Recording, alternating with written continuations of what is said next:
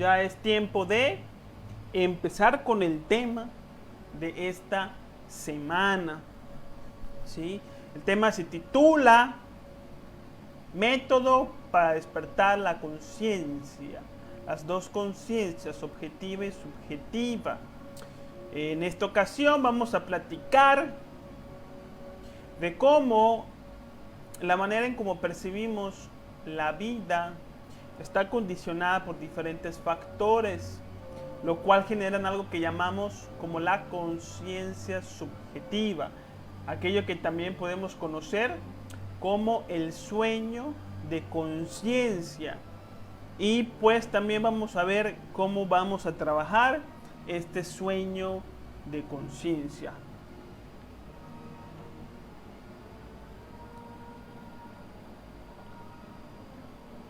¿Cuáles son los objetivos que tenemos en este tema de hoy?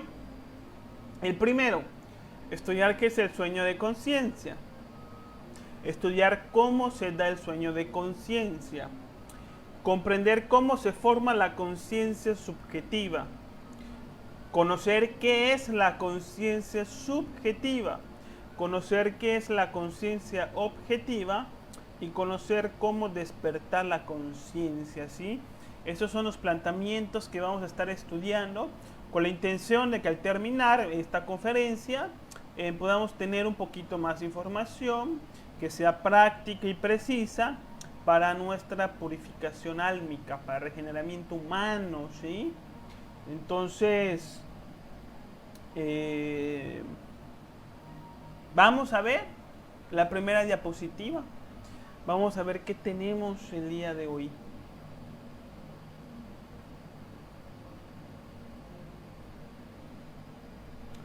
El sueño de conciencia. El sueño de conciencia es la realidad interior de todita la humanidad, ¿sí? ¿Y qué es este sueño de conciencia? El sueño de conciencia es un concepto o es un término iniciático que se utiliza en muchas escuelas esotéricas y de repente la podemos encontrar así como en la gnosis, en las enseñanzas del cuarto camino, en la teosofía, con los rosacruces, tal vez en la metafísica, etcétera, ¿no? Es un concepto de conocimiento iniciático. Y el sueño de conciencia es una condición interior carente de amor y compromiso por la vida y se fomenta en la ignorancia y en el egoísmo. Todo ser humano dentro de sí, dentro de su psiquis, tiene unos fenómenos psicológicos que tienen cierto poder y dominio sobre uno mismo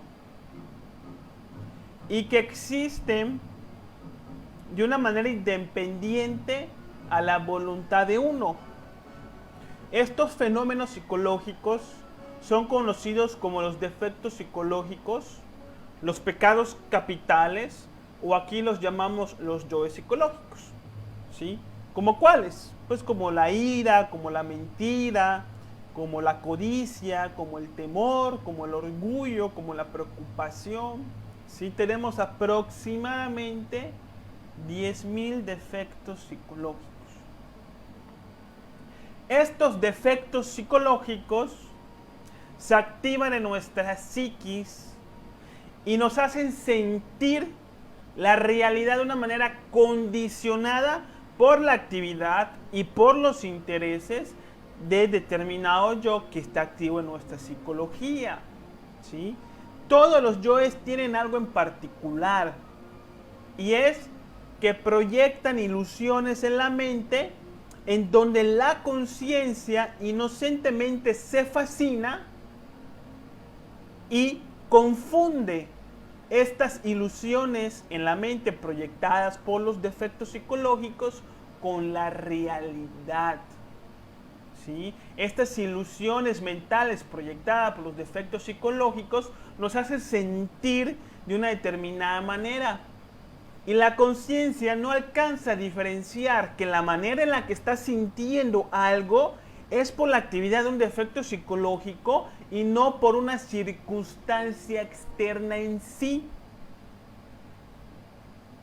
Y por eso le llamamos el sueño de conciencia, porque es algo que la conciencia no ve. Y lo que no se ve es como si uno estuviera durmiendo, porque cuando uno está durmiendo en la cama, no está viendo qué pasa en el mundo físico, ¿sí? Entonces, cuando la conciencia está dormida en la fantasía de la mente proyectada por los defectos psicológicos, no está viendo la realidad de lo que está pasando en el mundo físico, sino que lo que cree que ve es en realidad una alteración de su percepción visual con la actividad mental de la manifestación de los diferentes defectos, ¿no? Entonces, se le llama sueño a la condición de ignorancia en la que se encuentra el ser humano actualmente. Y sueño hace referencia a que la conciencia vive sometida a las ilusiones del ego. La conciencia está dormida, es decir, está descansando, es decir, está en un estado en el que no está activa, en el que no está funcionando, ¿sí? Esta es la expresión o el concepto que se utiliza para poder hacer referencia a la condición actual del ser humano, carente de amor y compromiso por la vida, llena de egoísmo y autoimportancia. Por la actividad de estos defectos psicológicos es que emocionalmente nos sentimos amenazados, angustiados, insatisfechos, ofendidos, inquietos, temerosos, disgustados, etc. La conciencia cree que que uno se siente así por las cosas que pasan afuera, pero en realidad no es así, porque las cosas que pasan afuera son neutras.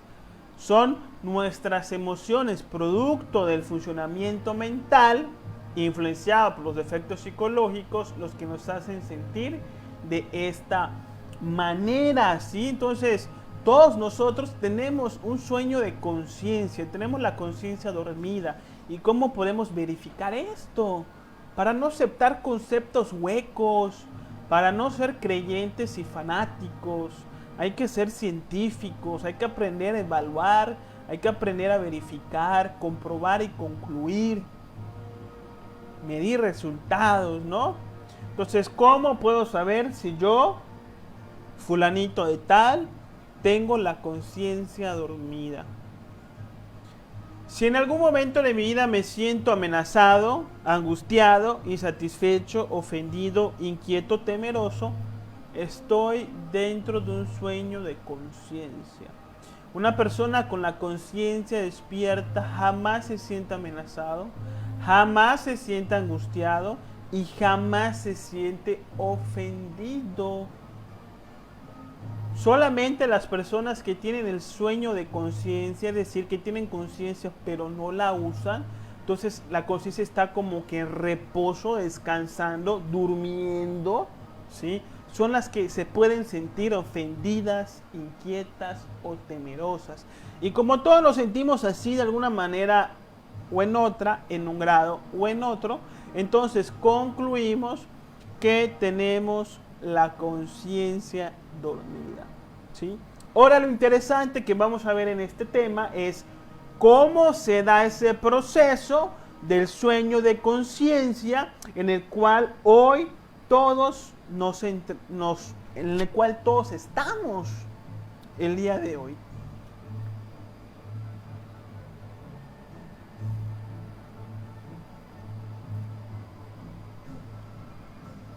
Bien, en el principio, ¿sí? La conciencia entra dentro del bebé justamente en la primera inhalación después del parto, ¿sí? Cuando la mujer está embarazada y siente que el niño se mueve y siente que el niño patea y siente, no sé, los latidos del corazón del niño, etcétera, estos movimientos del niño dentro del vientre de la madre se dan a través únicamente de un proceso instintivo que está desarrollando el niño y que es necesario para que se pueda concluir su periodo de gestación, obviamente, ¿no? Pero cuando el bebé está dentro del cuerpo de la madre, no tiene conciencia. Ese cuerpo carece de conciencia, solamente posee instinto, su instinto natural, que lo conlleva a formarse de una manera adecuada. Cuando en el parto el bebé sale del cuerpo de la madre, en la primera inhalación fuera del útero de la madre es donde ingresa la conciencia a ese cuerpo físico con su alma correspondiente. Recordemos que el alma es una cosa y la conciencia o el espíritu es otra cosa. El espíritu es lo divino, lo puramente divino, y el alma es un cuerpo energético que posee el espíritu para poderse manifestar en el mundo físico y que no es precisamente puro y divino. Es decir, ¿de dónde sale la maldad y el egoísmo del ser humano? Sale de su alma, no de su espíritu. En su espíritu no puede haber ninguna clase de maldad. Entonces, cuando nace el niño, en la primera inhalación, el niño recibe aproximadamente el 3% de conciencia libre. Obviamente los números son arbitrarios o aproximados. Y el otro 97% de conciencia queda como en una nube, donde el niño, a través de un trabajo interior, irá conquistando gradualmente estos grados de conciencia a través de sus experiencias y del estudio y la reflexión de sus experiencias. Es que uno va entonces rescatando este 97%. Este proceso es perfecto, este proceso es divino y es el propósito por el cual todos los seres humanos estamos aquí en el planeta Tierra. ¿Sí? Olvidamos lo que somos y estamos aquí para recordar lo que somos, para conocernos a nosotros mismos. ¿Sí? Bien, ya tenemos al niño dentro de un cuerpo físico con un 3% de conciencia libre. ¿Sí? Y este niño al nacer obviamente no tiene personalidad, porque la personalidad es hija del tiempo. Nace en su tiempo y perece en su tiempo. Y como el niño acaba de nacer, entonces no tiene personalidad, porque la personalidad se crea a través de las experiencias humanas. Y un niño de un mes, 6 meses, 8 meses, 9 meses, etcétera, pues todavía no tiene experiencias y por lo tanto tampoco tiene personalidad. Tampoco tiene ego el niño al momento de nacer. Porque para que el ego pueda entrar en el niño y se pueda manifestar en el niño necesita ya tener una mente ya desarrollada, pensamientos, ideas, conceptos, para que el ego se pueda manifestar a través de ese movimiento psicológico. Pero como el niño todavía no piensa como piensa un adulto, entonces el ego todavía no se puede expresar. Entonces lo que vemos en un niño recién nacido es un 3% de conciencia que hace al niño inocente, pero también bello y también divino. ¿Sí? El niño al nacer es hermoso, el niño al nacer es muy bello. ¿Por qué? Porque no ha desarrollado la personalidad y porque todavía no tiene expresión de su ego. Entonces, lo que vemos es la pureza, la inocencia, la belleza, la divinidad de un ser que está dentro de un cuerpo físico. El niño, al estar carente de personalidad y ego, entonces puede percibir fenómenos de otras dimensiones que los adultos no pueden, como por ejemplo los niños, al igual que algunos animales, pueden percibir los elementales de la naturaleza que hemos hablado en estos estudios, ¿sí?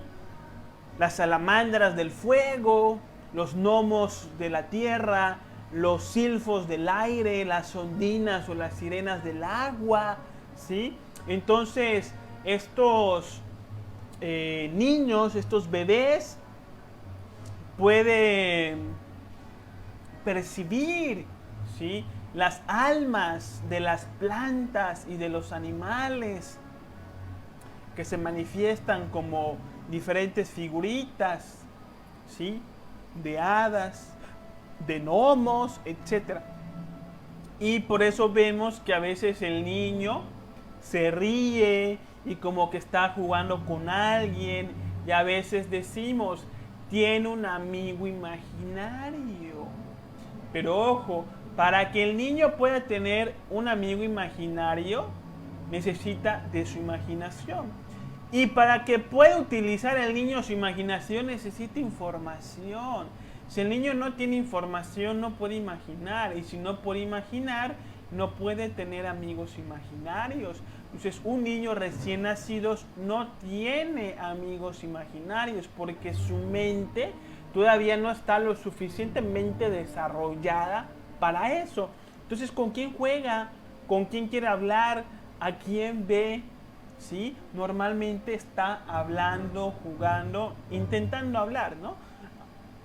Intentando hablar, jugar, ve con los elementales de la naturaleza que Dios puso a su disposición para que el niño pueda, pues, en esa edad formarse y empezar a experimentar su crecimiento como lo establece la divinidad para su propio proceso personal, ¿sí?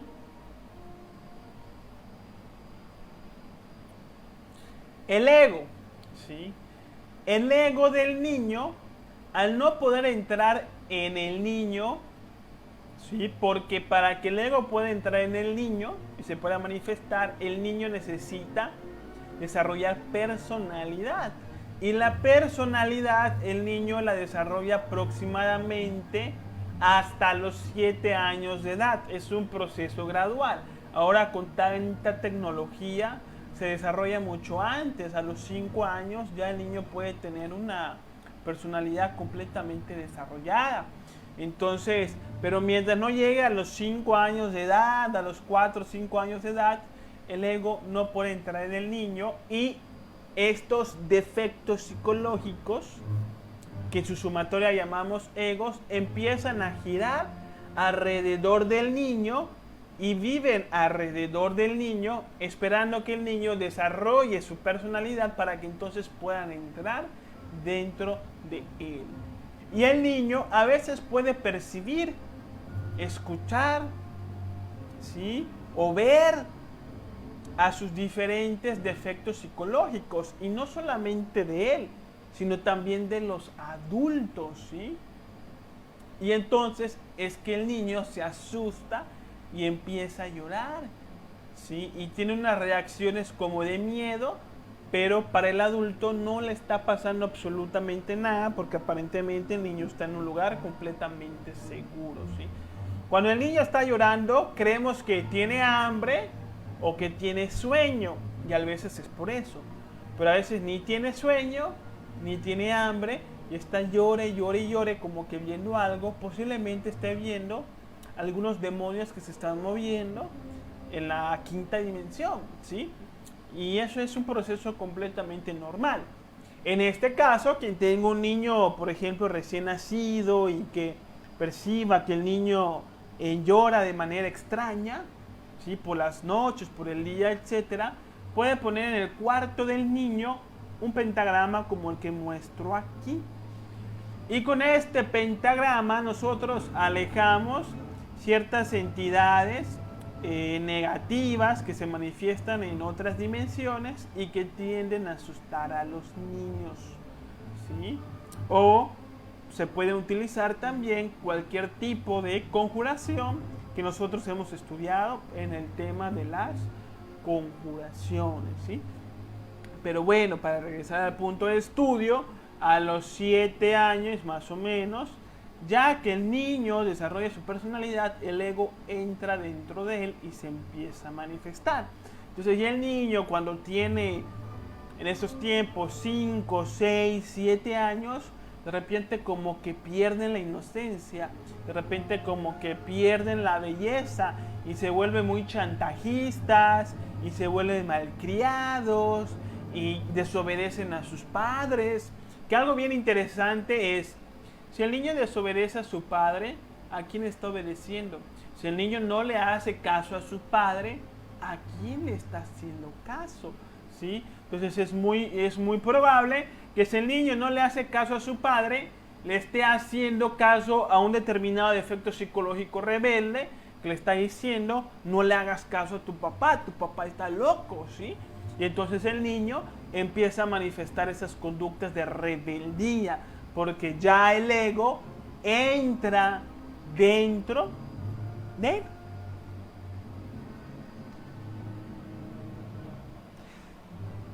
El ego no es día gratis y no es igual para todos. No todos tenemos el mismo ego.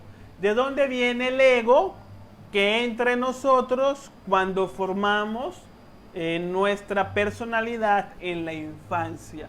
Este ego viene de nuestras existencias pasadas, ¿sí? Con la muerte del cuerpo físico mueren 3 cosas.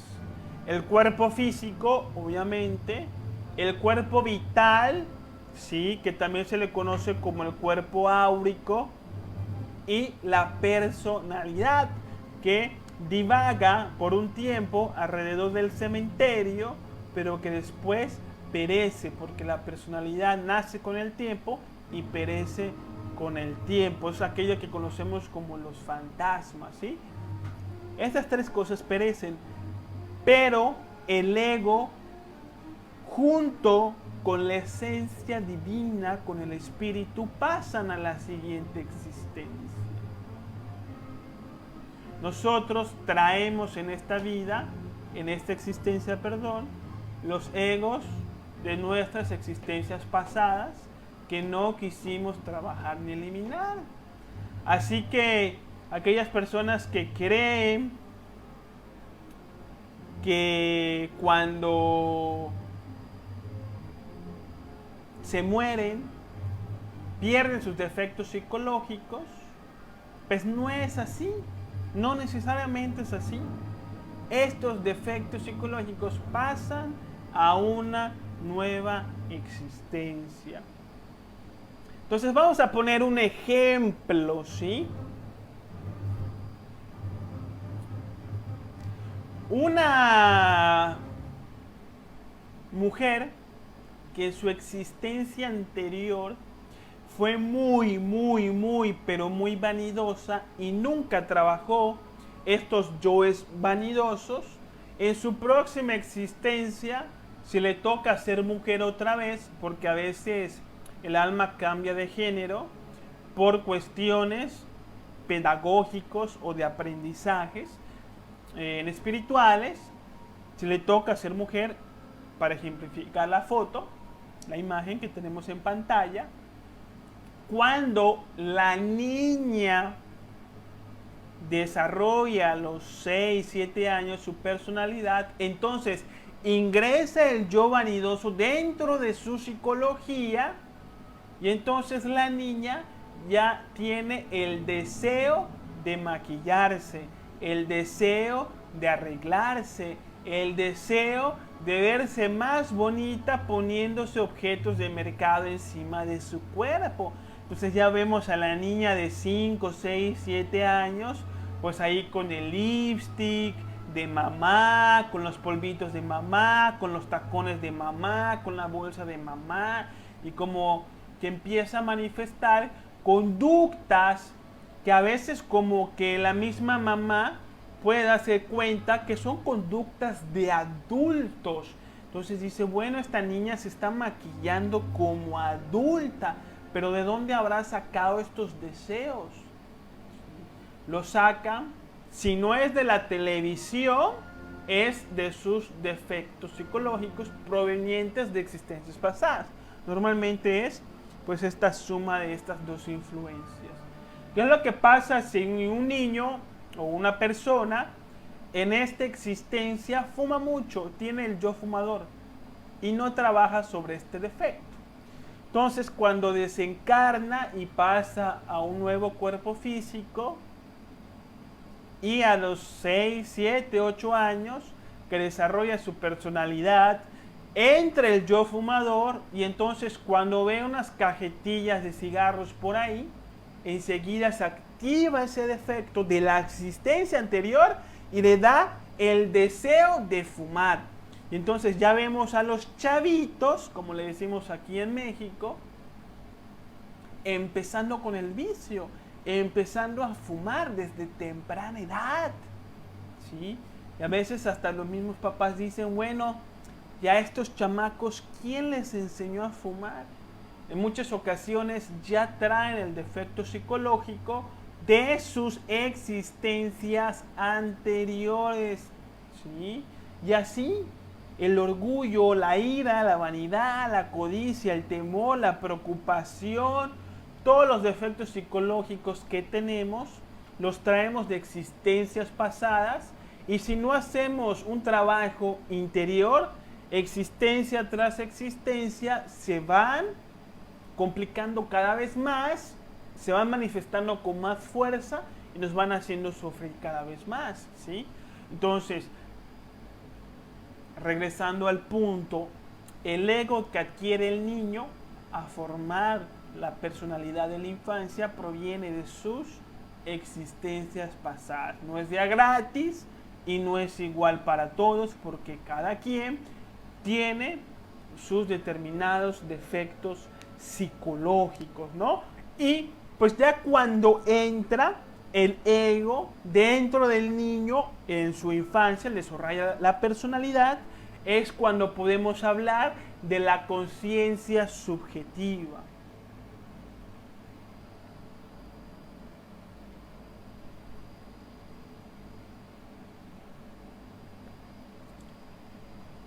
La conciencia subjetiva, ¿sí? La conciencia subjetiva, ¿qué nos quiere decir esto? Sí, que es una conciencia que no percibe la realidad tal y como es, porque la actividad de los defectos psicológicos que se manifiestan en la mente moldean su percepción, ¿sí? Entonces, la conciencia subjetiva significa, en otras palabras, conciencia confundida, conciencia que no percibe la realidad tal y como es. ¿Sí? Esa es la conciencia subjetiva, llena de confusión, de fantasía, de superstición, de suposición, ¿sí? Y que experimenta la realidad condicionada por determinados fenómenos que se están manifestando en su vida y en ese mismo momento, ¿sí? Entonces, vamos a prestar atención a esto para que entiendan lo que quiero decir, ¿sí? Lo que pensamos de la vida depende de y varía de la experiencia que cada persona tiene y de la manera en cómo uno interprete la experiencia que uno tiene en la vida, porque son estas dos cosas. La vida va a tener un valor para mí de acuerdo a la condición de vida que yo tengo, sumado a la interpretación que yo le doy a la condición de vida que yo tengo, ¿sí? Una persona puede tener una condición de vida que muchas personas pudieran desear, que muchas personas pudieran considerar afortunadas, pero la persona, a través de su interpretación psicológica de su condición de vida, pudiera concluir que su vida apesta. ¿Sí? Entonces, tenemos estos dos factores. La vida para cada quien es y varía de la experiencia que uno está teniendo y de la interpretación que uno le está dando con la mente a esa experiencia. ¿Sí?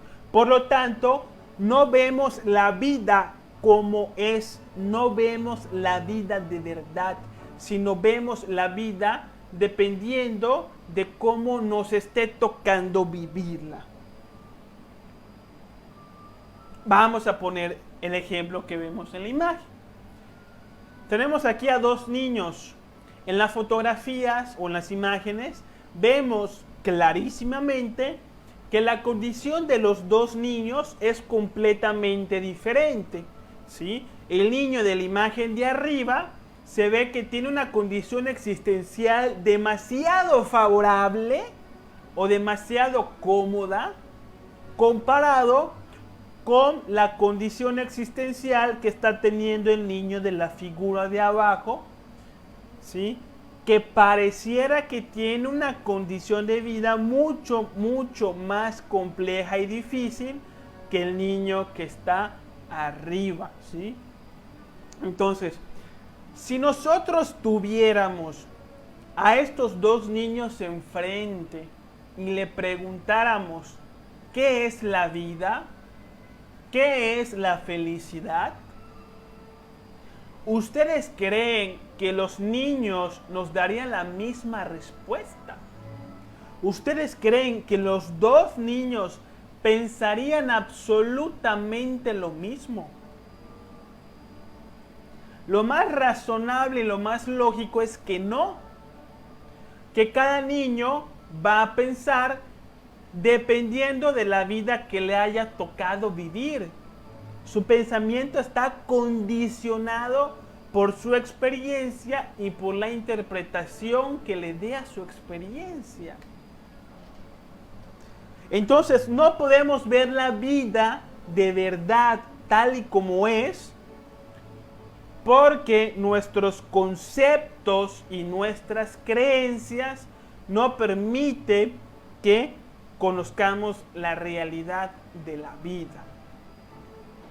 Entonces, para el niño de arriba, que a lo mejor tiene una vida bastante fácil, porque papá y mamá le dan al niño todo lo que quiere, entonces para el niño la vida pudiera ser una fiesta, un lujo, un paraíso, ¿sí? Un regalo de Dios, ¿sí? O algo así por el estilo. Mientras que para el niño de abajo, la vida va a ser algo completamente diferente. La vida para el niño de abajo pudiera ser tal vez un castigo, tal vez un infierno, tal vez una cárcel, ¿sí?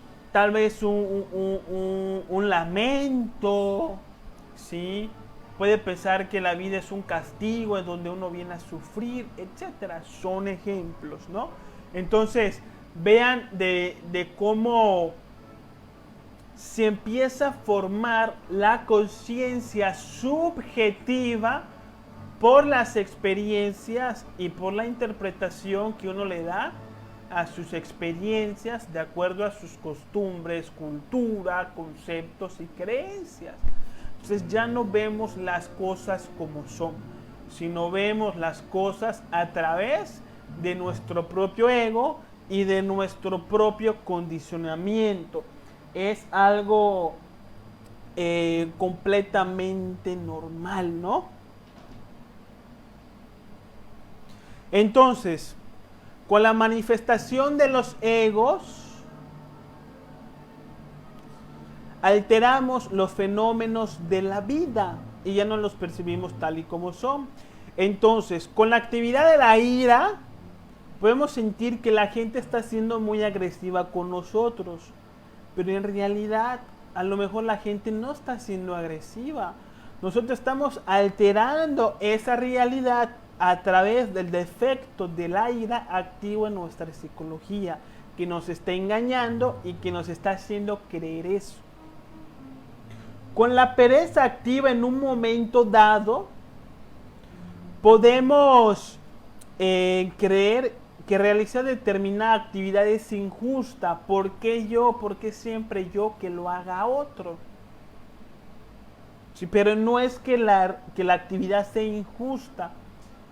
Son nuestros yoes de pereza que están alterando la calificación de la realidad y que nos está haciendo creer que esa circunstancia es injusta.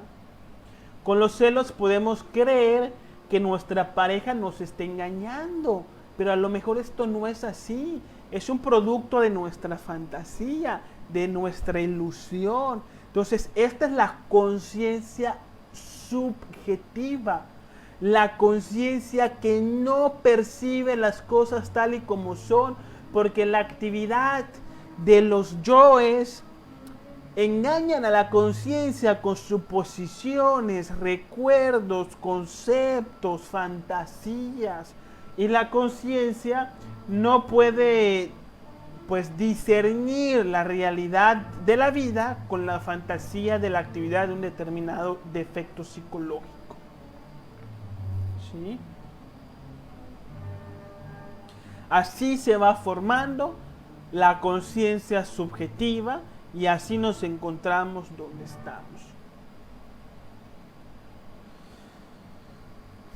Al vivir sumergidos en ignorancia, porque el ego nos hace creer cosas que no son, es que creamos toda clase de conflictos. ¿Sí? Los conflictos humanos es porque vivimos a través de una conciencia subjetiva, a través de una conciencia que está sometida por sus diferentes egos. Entonces tenemos conflictos políticos, religiosos, económicos, de salud y familiares. Todos estos conflictos que todos pudiéramos tener son un resultado de la conciencia subjetiva, son un resultado de nuestros defectos psicológicos que no permiten que veamos la política tal y como es y que le demos un uso verdaderamente sabio. No permiten que veamos la religión tal y como es y le demos un uso consciente, ¿sí? Entonces, la conciencia subjetiva hace que nos movamos por estos rubros de la sociedad de maneras equivocadas y por lo tanto demos vida a la carencia y al conflicto. Y todavía sí, que somos los creadores de todo conflicto social que tanto nos agobia, es tanta nuestra ignorancia, nuestra conciencia subjetiva, que queremos tener las soluciones para todos los problemas de nuestra sociedad. Entonces, cuando hay un problema político, nos encanta hablar en las redes sociales de política, como si nosotros tuviéramos las respuestas, las verdades, la solución a los problemas políticos de una nación o inclusive del mundo. Ese es un estado completamente de ignorancia. Uno no tiene ni la más remota idea de todos los conflictos que están dentro de una política estatal, nacional o mundial. Lo mismo pasa con la religión. Queremos saber completamente los problemas de las religiones y no tenemos la más remota idea. Sí, porque somos nosotros los causantes de todos los problemas religiosos. Si nosotros supiéramos lo que está pasando, no colaboraríamos con ello y por lo tanto no existirían los problemas religiosos, ni los económicos, ni los familiares, ¿sí? Entonces, creemos que tenemos la solución para todas las cosas y por esto existen ideologías, instituciones, manifestaciones que se ha demostrado una y otra vez que solamente agravan los conflictos sociales, no los solucionan. Así es el sueño de conciencia de la humanidad.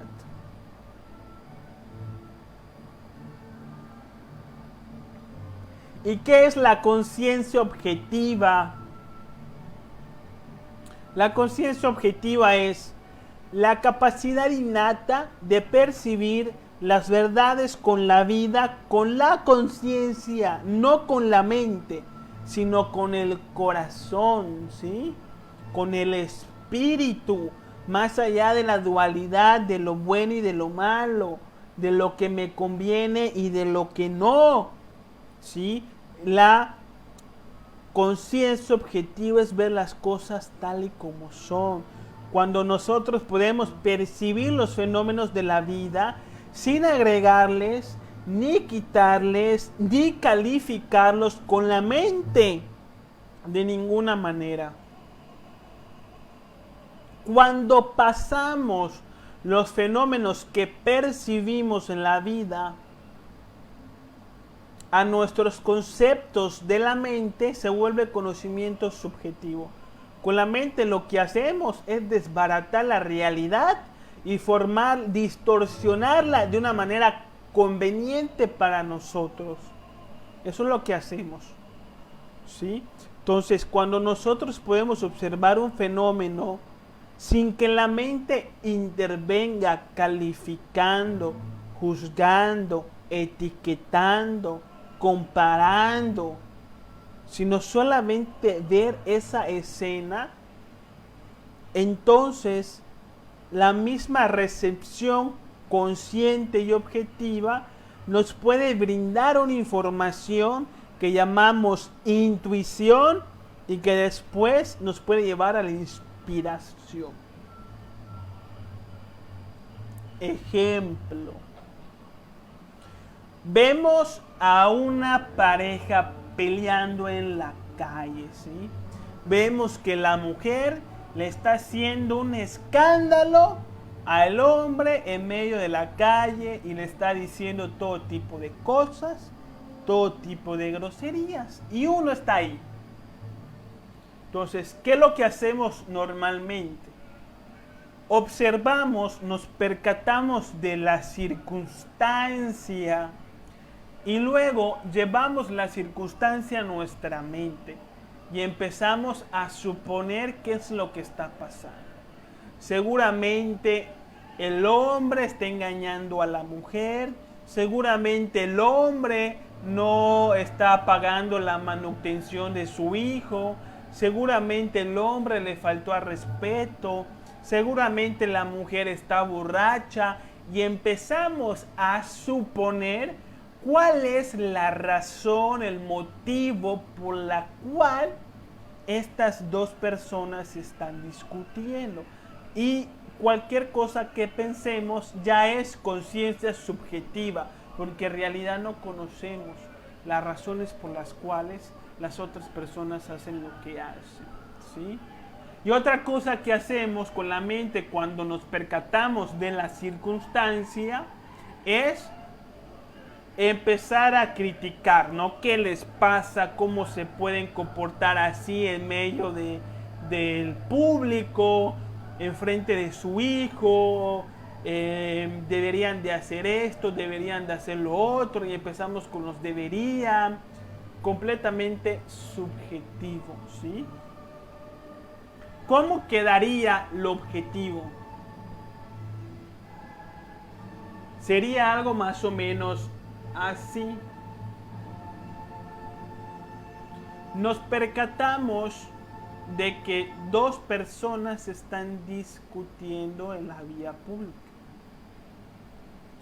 Al ver que dos personas están discutiendo en la vía pública, simplemente observamos a las personas discutir y listo. No agregamos nada con la mente. No vamos a tratar de descifrar por qué están peleando, porque entendemos con toda humildad y conciencia objetiva que realmente no podemos saber por qué los demás hacen lo que hacen. ¿Sí? Y no vamos a tratar de juzgar, criticar su conducta. porque sabemos de que cada persona hace siempre lo mejor que puede y que todos estamos en un proceso de aprendizaje. Entonces observamos la escena del pleito y listo. Hay dos personas discutiendo y no le agrego nada con la mente. Ahí hay conciencia objetiva, una conciencia que está observando la realidad sin distorsionarla con los contenidos de la mente. Si mantenemos la conciencia objetiva en el escenario,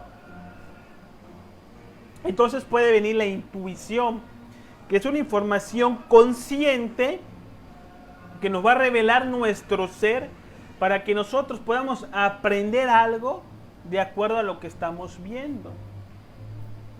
¿Sí? Entonces, por ejemplo, a ver a la persona discutir,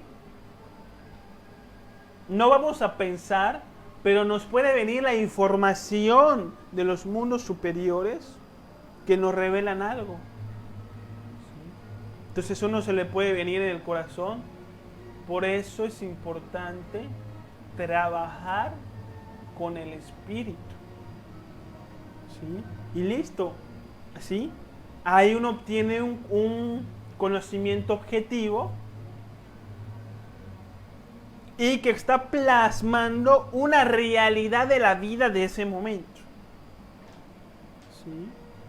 O se nos puede venir algo como, ahí hay dos personas que están pasando por una experiencia perfecta de amor.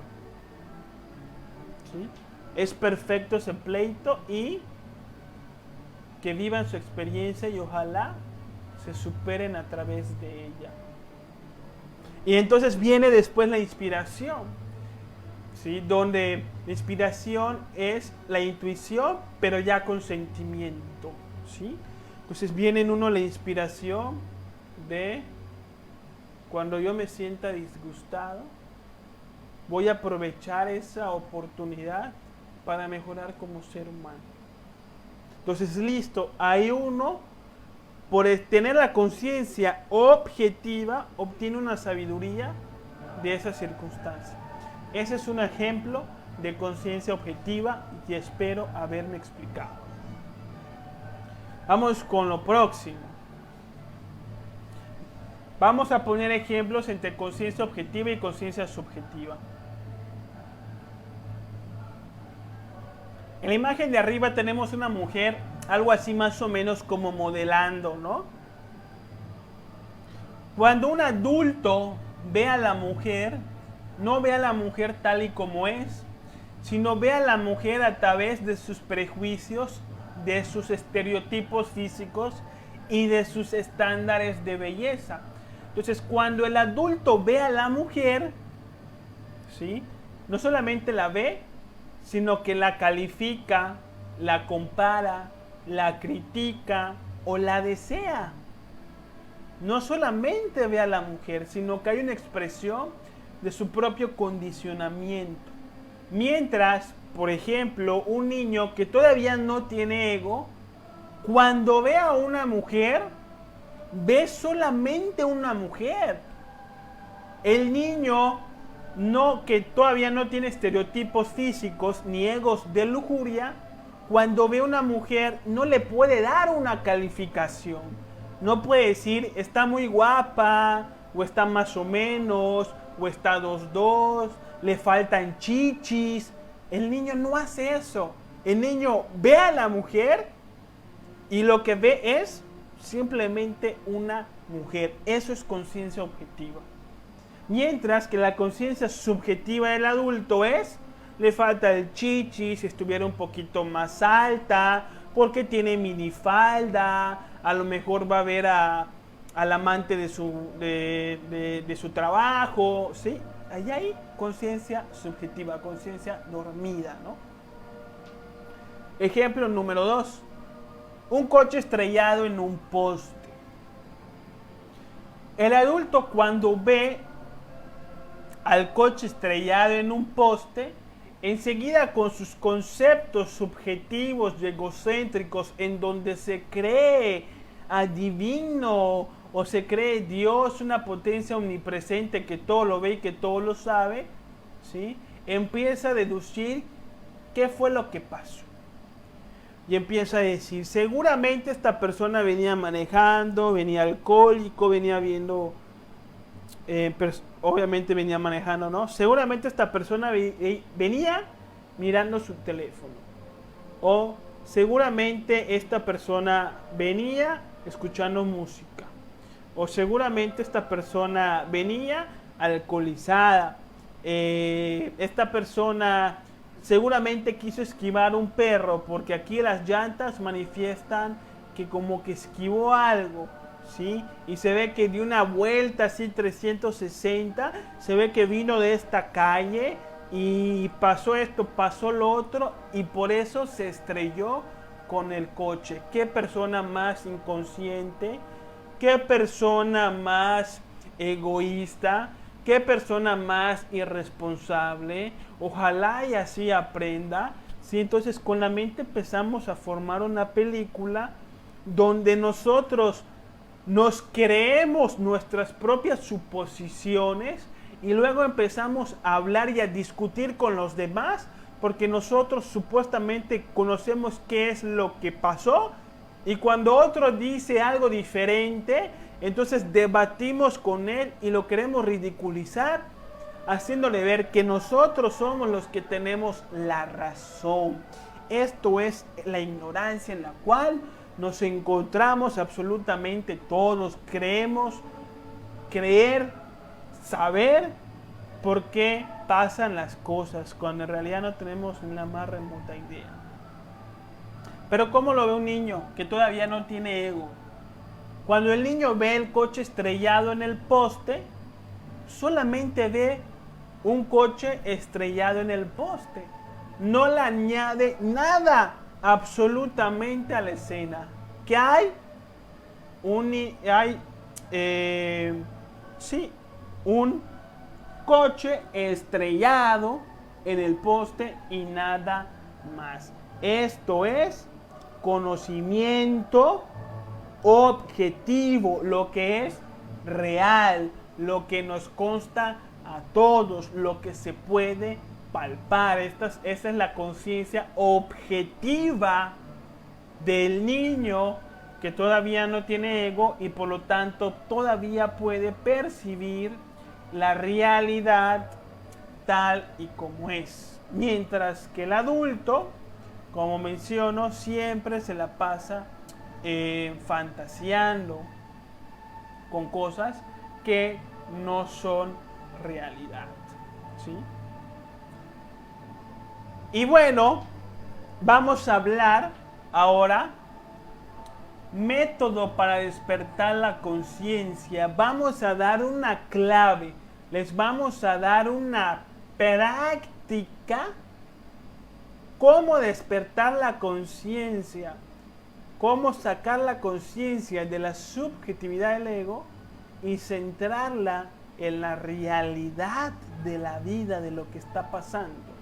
Es un concepto gnóstico que también se estudia en las enseñanzas del cuarto camino de Gurdjieff, que se le conoce como la clave sol. ¿Sí? ¿Por qué se le llama la clave sol? Porque la palabra sol es pues las siglas de sujeto, S de sujeto, O de objeto y L de lugar. ¿Sí? Hay que hacer primeramente durante todo el día, en cualquier momento y en cualquier parte, un proceso de cuestionamiento interior para que empecemos entonces a generar este despertar de la conciencia. Ese sujeto, nos vamos a preguntar quién soy en un momento dado, donde estemos y sin importar lo que estemos haciendo. Nos vamos a preguntar quién soy. Y nos vamos a ubicar en un concepto espiritual. ¿Sí? Entonces nos vamos a responder conscientemente. No soy la mente, no soy estos pensamientos, no soy el cuerpo físico, no soy el que se enoja, no soy el que se angustia, etcétera, etcétera, etcétera. Soy un ser espiritual, ¿sí? Algo así es para que tomemos conciencia y nos salgamos de la identificación con la mente. Luego nos preguntamos, ¿qué estoy haciendo? Y vamos a evaluar nuestras acciones para tomar conciencia de ellas, porque muchas veces lo hacemos en piloto automático. Ya vamos a hablar más adelante de eso, ¿sí? Entonces, me ubico en el contexto de mis acciones. ¿Por qué estoy haciendo lo que hago? ¿Para qué estoy haciendo lo que hago? ¿Es útil? ¿Es bueno? ¿Es justo lo que estoy haciendo? ¿Sí? Y tercero lugar, ¿en dónde estoy? Y me voy a ubicar en el sitio, en el mundo físico, en donde me encuentro, observando las características de mi entorno, los colores, las formas, las personas, las cosas que están a mi alrededor. Esta es una forma de tomar conciencia objetiva, ¿sí? Ubicarme y prestar atención a mi entorno, ¿sí? Esto me saca de mis fantasías, de la fascinación con los pensamientos y las emociones. Entonces, cuando nos hacemos estas tres preguntas, ¿quién soy? ¿Qué estoy haciendo? ¿Y dónde estoy? Lo que hago es salirme de la fascinación del ego, desidentificarme con la mente, y entonces regreso a la conciencia objetiva. Dejo de suponer, empiezo a observar las cosas tal y como son, y en cualquier momento, a través de la intuición, el ser nos puede dar una enseñanza correspondiente. Así es como tenemos también que vivir, ¿sí? Más adelante podemos utilizar la clave Sol sin la necesidad de hacernos la pregunta ¿quién soy? ¿Qué estoy haciendo? ¿Y dónde estoy? ¿Sí? Llega un momento en donde ya no es indispensable la pregunta. Simplemente estoy, no sé, comiendo, por ejemplo, y mientras estoy comiendo, tomo conciencia de lo que está pasando en mi interior, que no soy la mente, que no soy las fantasías. Ahí está el quién soy, aunque no me haga la pregunta. Tomo conciencia de lo que estoy comiendo, ¿sí? Tratando de ver la calidad de lo que como y tratando de comer conscientemente, ¿sí? Sin hacerme la pregunta ¿qué estoy haciendo? Solamente tomo la conciencia de lo que estoy haciendo. Y tercero, tomo la conciencia de en dónde estoy y observo mi panorama, veo si es de tarde, si es de noche, si está nublado, ¿sí? En la luz, la gente, etcétera. No tomo conciencia de lo que hay a mi alrededor, sin hacerme la pregunta ¿en dónde estoy? ¿Sí? Entonces, la pregunta no es indispensable, es tomar conciencia de lo que está pasando dentro de mí, tomar conciencia de lo que estoy haciendo y tomar conciencia de lo que está pasando. Esta es una forma de salirnos de la fascinación de la mente. Se le conoce como la clave Sol y se aplica todos los días y se aplica en todo lugar, y esto es una clave importantísima para despertar la conciencia, para generar cambios radicales. Que si las instituciones pseudo espirituales tuviesen esta clave, te la venderían en un curso de 10,000, de 20,000 pesos, ¿sí?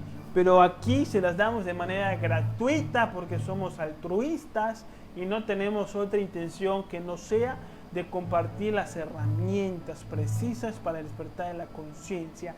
Clave Sol, sujeto, objeto y lugar. ¿Quién soy?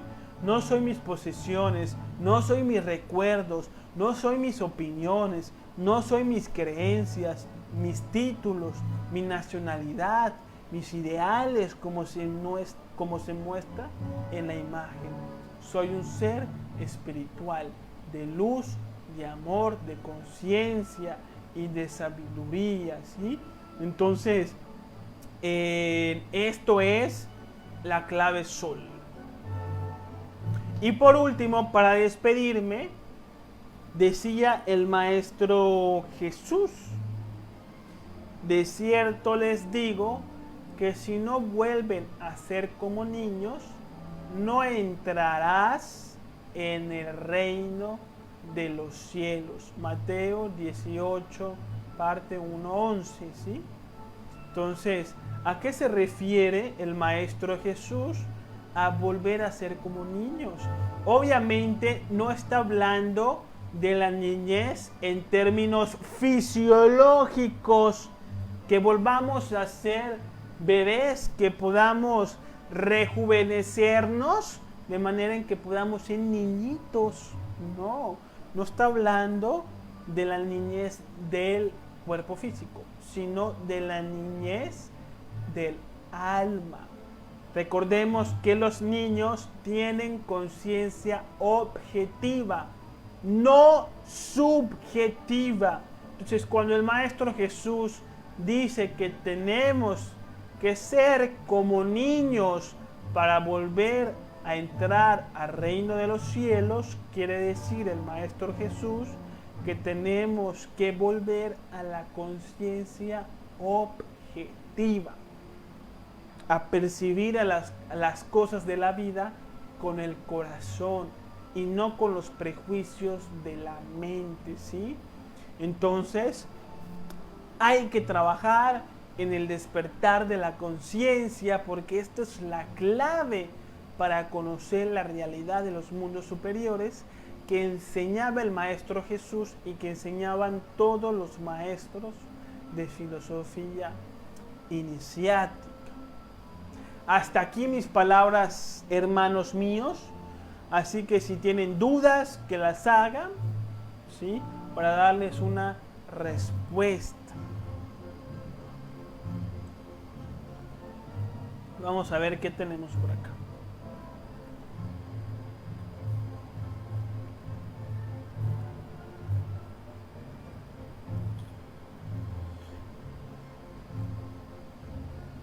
Ninfa dice, eso es no identificarse cuando no le añadimos cosas. Así es, Ninfa. Todos le añadimos cosas a los fenómenos de la vida de acuerdo a nuestras limitaciones mentales. Obviamente la mente ocupa su lugar. Hay que tener sentido común, ¿sí? Si uno va, por ejemplo, a cocinar una pasta, pues obviamente uno puede pensar en añadirle pues unos champiñones, albahaca, aceite de oliva, etcétera, ¿no? Obviamente hay que utilizar siempre el sentido común. Lo importante es no suponer, fantasear o criticar. Rafa Corona nos dice, la clave Sol aplica también para las conductas omisivas. Por supuesto, ¿sí? La omisión es un tipo de acción, tiene su razón de ser, ¿sí? ¿Por qué no estoy haciendo algo? ¿Sí? O si uno no está haciendo nada, se entiende que uno está descansando, y esta es una acción, la acción de descansar. Entonces uno puede decir, ¿por qué estoy descansando? ¿Para qué estoy descansando? ¿Es justo descansar en este momento? ¿Sí? Y darse cuenta de eso que está haciendo, que es descansar, que es no hacer nada, que pudiera ser la omisión de hacer algo, pero que también al mismo tiempo es hacer otra cosa diferente. Mauricio Capote dice, estar en el presente siempre. Así es, Mauricio, esa es la clave, aprender a vivir el presente, ¿sí? Y la clave Sol nos ayuda a vivir el momento presente. ¿Sí? Es una técnica que nos ayuda a despertar la conciencia, ¿sí? Así que así es, Mauricio, captaste muy bien la enseñanza. Dice Mauricio, quisiera saber si realizan meditaciones en vivo, en qué día y hora, gracias por su tiempo. Bueno, Mauricio, normalmente nosotros compartíamos meditaciones cada 15 días, los sábados a las 6 de la tarde. Un sábado sí y un sábado no. Y las meditaciones lo hacíamos en un grupo de Facebook que tenemos y que invitamos a todos, que se llama El Conocimiento de Sí Mismo. Así que se pueden sumarse al grupo, donde pueden platicar, preguntar, compartir conocimientos y estar pendientes de las meditaciones, ¿sí? Últimamente, desde que empezó el COVID, no estoy compartiendo las meditaciones en esta dialéctica o en esta disciplina que teníamos, ya que las meditaciones pues las hacíamos más que nada para la gente que asistía a la sala de meditación físicamente, ¿sí? Para el grupito de personas que de Mérida, Yucatán, México, y que pues van a la sala, y la meditación la hacíamos para estas personas, pero también transmitíamos las meditaciones en Facebook para la persona que virtualmente se quisiera conectar. Entonces también la transmitíamos para que también pudieran aprovecharla. La dejamos de transmitir porque realmente todavía no vemos tener un grupo de personas que quisieran meditar con nosotros los sábados a las 6 de la tarde cada 15 días. ¿Sí? Estamos pensando en formar al menos un grupo de 5 personas que quieran meditar con nosotros para que podamos reunir estas meditaciones vía online. Nosotros con mucho gusto estamos en la disposición de transmitir meditaciones en vivo, tanto contemplativas como reflexivas, para el beneficio de todos, ¿sí? Pero sí vamos a ver si buscamos al menos 5 personitas que se quieran conectar a estas horas, y pues con mucho gusto la transmitimos en el grupo. De todas maneras, vamos a ver si más adelante hacemos una meditación y lo vamos a publicar en la página y en el grupo para que estén pendientes y puedan participar. Lo que pasa es que a veces hemos sinceramente transmitido meditaciones online y a veces no se conecta nadie, ¿sí? Y entonces pues no tiene mucho caso que uno esté pues compartiendo las meditaciones en vivo, pues si todavía no hay alguien quien se acomode a este horario y las quiera pues realmente experimentar. Pero si se arma un grupito, yo me comprometo a cada sábado, cada 15 días, un sábado sí y un sábado no, pues a hacer estas meditaciones. Así que cuando gusten, hermanos, ¿sí? Y pues, ¿alguna duda más o ya lo damos por finalizado? Juan nos dice, cuenta conmigo y con Vico Maldini para la meditación. Bien, vamos a tenerlo en cuenta, claro que sí. Ya tenemos a 2 personitas que se están sumando. Y pues sí, si está en el grupito, con mucho gusto, y lo compartimos en la página, ¿sí? Y bien, hermanos, espero que este tema les haya gustado y que les haya servido. Les invitamos como siempre a compartir la conferencia en sus redes sociales.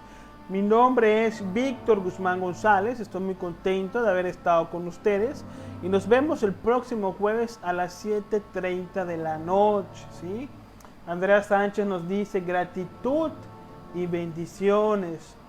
Muchas gracias, Andrea, a ustedes por estar aquí, por hacer que estas transmisiones en vivo pues valgan la pena. Ustedes son quienes les dan sentido a este canal, ¿no? Y pues Andrea también se está sumando a las meditaciones. Pues sí, vamos a tenerlo en cuenta y vamos a hacer una meditación próximamente, así que estén pendientes, ¿sí? Dejarlas grabadas también pudiera ser una opción, en vivo o grabadas, sí, también pudiera ser una opción. ¿Bien? Pues muchas gracias, hermanos míos, les deseo una paz fraterna, que tengan muy bonito jueves, que mediten, que trabajen, que estudien, que reflexionen los temas, que lean los libros del maestro Samael Aún Weor, los pueden encontrar en internet, ¿sí? Y pues estudiar y pues ilustrarse más con estos conocimientos de tipo iniciático. Si tienen dudas o inquietudes, entonces pues aquí estamos para resolverse. La ninfa nos dice que influye en la vida para que nos toque nacer en tal o cual género, ¿sí? Bueno, estos son cuestiones del destino, ¿sí? El destino está marcado por nuestro ego y el destino está hecho por los maestros de ley, quienes establecen las condiciones en las cuales uno tiene que nacer para poder aprender lo que todavía les falta aprender. Y dentro de todas estas características está también el género, ¿sí? El género influye mucho en el aprendizaje de las almas, ya que cuando una alma nace en sexo femenino, a través de la cultura tiende a educarse de una determinada manera, y cuando el alma nace en un género masculino, en otra, ¿no? Entonces, dependiendo de lo que la alma necesita aprender en una existencia, es que se le pueda asignar un género masculino o un género femenino. Pero tengan ustedes por seguro que las múltiples existencias que hemos tenido a lo largo de nuestra vida, todos hemos nacido varones y hembras. Algunas veces nos toca nacer como mujer y algunas veces nos toca nacer como hombres, ¿sí? Y esto no tiene nada que ver con la homosexualidad y la ideología transexual, ¿sí? No porque en la existencia pasada hayamos sido hombres o mujeres y en esta existencia nos esté tocando ser hombres, significa que vayamos a ser transexuales, homosexuales o bisexuales. Nada que ver, ¿sí? Este tipo de orientaciones sexuales tienen que ver con los egos de lujuria que traemos en existencias anteriores. Entonces, una persona que en la existencia anterior fue transexual, ¿sí?, y nunca trabajó ese defecto de lujuria, entonces en su próxima existencia, sin importar el género que se le asigne, va a ser transexual, porque ese defecto se vuelve a manifestar en la siguiente existencia, que no es bueno ni es malo, ¿sí? Es solamente un proceso de aprendizaje. Entonces, espero esto haya respondido a tu inquietud, ¿sí? Y Mauricio nos dice, ¿a qué se refiere el destino de que cada persona?